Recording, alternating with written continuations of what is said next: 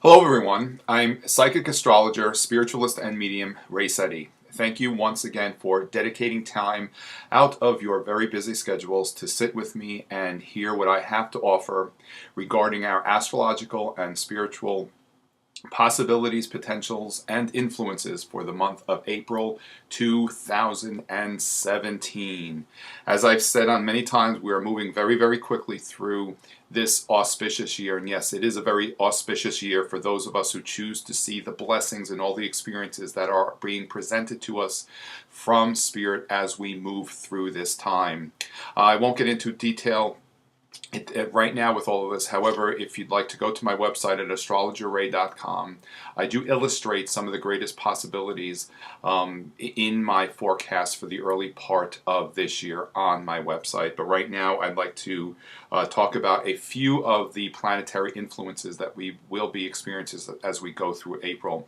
Let's remember that throughout the course of any month, and even sometimes any given day, there are hundreds, sometimes thousands of alignments that take place, and obviously we don't have the availability to discuss all of that in depth in this forum. So I highlight what I feel to be some of the most significant influences that we are being presented with as we move through a given time. We do have a few planets moving retrograde this month. And let's remember that whenever a planet goes retrograde, it is not detrimental to our planning, our well-being, anything that we are striving to achieve. Whenever we allow ourselves to recognize a higher vibrational influence of any alignment, even those that might seem to be detrimental, there are blessings there. You see, every alignment has a higher vibration and a lower vibration. Higher vibration being what we would consider to be positive, lower vibration being what we would consider to be negative. And it's really whatever energy that we have set in motion through our intentions is what defines what will actually come to form. Remember, we have free will, we have choice in all experiences. These energies, these alignments, are intended for us to work with them, to be co-creative with these influences, so that certainly we can receive many blessings, achieve our greatest goals, and also remember ourselves as creative beings. On April 6th, we have Saturn moving retrograde, and it will be retrograde until August 25th. Saturn's been moving through the sign of Sagittarius, which is of some of the greatest possibilities, potentials, is Sagittarius connects with our higher mind. As Saturn has been moving through the sign of Sagittarius, this connection that we all have with our higher mind is being strengthened. Saturn connects with our long-term goals, our greatest desire. Saturn is our career. Saturn's the authority figure. And whenever a planet goes retrograde, we are served a greater purpose when we allow ourselves to go within and reflect on the characteristics and the greatest potentials of that planet and sign. So as Saturn goes retrograde, as Saturn moves retrograde, let us use this time to reflect on our long-term goals and our long-term objectives, what it is that we are striving to create, our greatest achievements that we are choosing to bring to form as we go through this human experience, and allow yourself to be guided as to how you need to fulfill those greatest desires.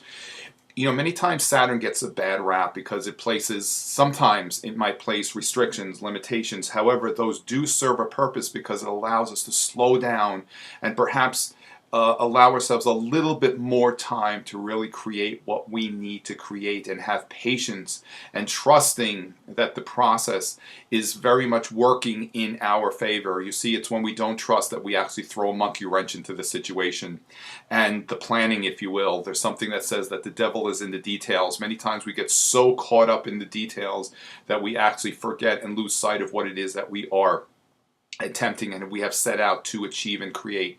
Saturn will allow us the discipline and the determination to achieve those goals. So just keep all of this in mind as we move through this Saturn retrograde period. And remember, every alignment is really specific to how it is placed in your chart personally. I'm just offering a a general, if you will, understanding of these influences. And certainly, while I'm at the mystical moon, we can sit and review these specifically for you if you do have the availability to come and meet with me. We have on April 9th, we have our second Mercury retrograde of 2007. And remember, all retrograde phenomena is serving a higher, greater purpose. Whenever we hear of the Mercury retrograde, some of us want to run and take cover. However, there is a blessing in that phenomena as well. Mercury is the planet of the mind. Mercury deals with all forms of communication, with local travel, and we just want to be aware that during a Mercury retrograde period, allow yourself more time to get to where you need to go. Be aware that perhaps there might be more traffic experiences than we would anticipate. And again, it's all serving a higher purpose. Use the Mercury retrograde period to go within and reflect. Mercury will be retrograde in the sign of Taurus. And incidentally, we also have Venus retrograde as well. Venus is the ruler of Taurus. I'm getting a little bit ahead of myself. However, I just want to emphasize that during this Venus retrograde period, which Venus will be moving direct on April 15th, during this Venus retrograde period, and I want to highlight this with the Mercury retrograde as well, because it's in the sign, the Mercury retrograde is in the sign of Taurus, which Venus rules. Venus connects with our worldly comforts, our creature comforts, and anything monetarily, our income, our resources, that all that it is that we value and we place value upon. During this Venus retrograde, I did suggest that we allow ourselves to detach from material slavery. And it doesn't mean that we need to do without. And it's kind of ironic how the moment that we detach from something, especially money, the more we allow it to come to us. So during this Venus retrograde, as well as during this Mercury retrograde, allow yourself to detach from what we consider to be material slavery. We are certainly not defined by our possessions and all that we accumulate in this earthly, worldly experience. Really, who it is that we are is whatever we possess and whatever we are being from within ourselves. Remember, we are human beings. We're certainly not human doings. As I said, it's really about the being that brings to form all that it is that we desire. So when we look to all that it is that we choose to create from the material perspective, which in and of itself, there's nothing fundamentally that doesn't serve a purpose with allowing ourselves to accumulate material wealth and material well-being and the blessings of abundance, because we're all really entitled to abundance. It's when we place too much of a need and we are defined by our accumulations that it doesn't serve a purpose, and it certainly creates a lack of fulfillment in this human form. So as I said, allow yourself, as we continue with this Venus retrograde and in this Mercury retrograde, detach from material slavery. Also, allow this Mercury retrograde, see this Mercury retrograde as a time to really reflect on your values, on what is significant for you, and really where it is that you place your priorities in your everyday life, and perhaps restructure those priorities during a Mercury retrograde. During the Mercury retrograde, we recognize all the RE words: reflect, review, reconnect, reevaluate. Allow yourselves to perhaps, because the Mercury in the sign of Taurus, but also the Venus retrograde, it connects with our social settings. So perhaps if you've lost contact with some longtime friends, reconnect with those friends during this Mercury retrograde time as well. And you see, when we allow ourselves to recognize these blessings, all of these phenomena do certainly serve a greater purpose for every one of us. We have our next full moon on April 11th, and it is exact at 2:09 a.m. Eastern Daylight Time, and this full moon is in the sign of Libra. Libra is the sign of the artist, the musician. Libra is very, very creative. and we have Jupiter in close proximity to the full moon at the time of the lunation. So we are given the opportunity to really recognize our creativity. And creativity does not only connect with artists and musicians. Creativity can be demonstrated in any form. If you allow yourself to recognize, or if you're aware of where the full moon is placed in your personal chart, and where Libra is in your chart, that is where you can demonstrate some of your greatest creative expression. And also too, as we go through this time, we have Pluto forming a creative and dynamic angle to Jupiter, and at this time the full moon as well. This alignment with Jupiter and Pluto at this time, and as we go through this year, because this Jupiter-Pluto, it's a square aspect alignment. If you look at a right angle in geometry, that's exactly what a square alignment is. It's a 90-degree angle between two planets. And that energy is very creative, and it's quite dynamic. It also indicates a tremendous amount of change. And as Pluto is connecting with Jupiter, we are being given an opportunity to really restructure our higher thoughts, our higher beliefs, beliefs regarding spirituality, and those beliefs of religion which no longer serve a purpose, which once they are dissolved, it brings us and allows us to recognize a higher form of spirituality that really transcends religion that was created by humanity.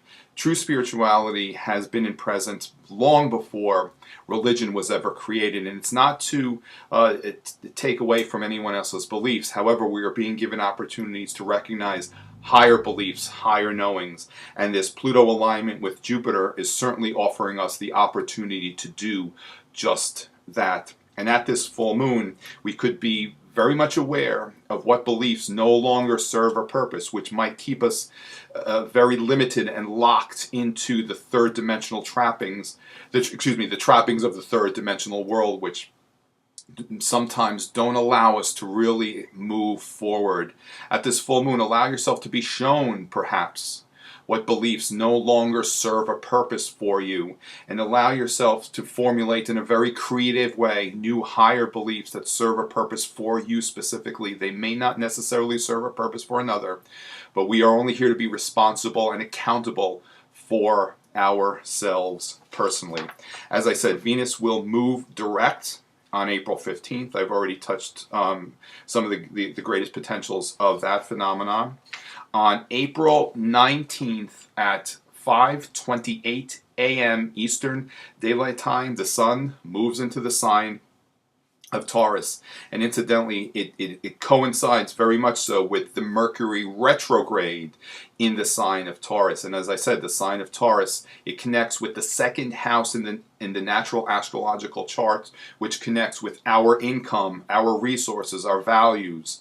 So use this time, as I said, to reflect on all of that. As the sun moves through the sign of Taurus, allow yourself to certainly be aware of all of these influences as they pertain to you personally as well.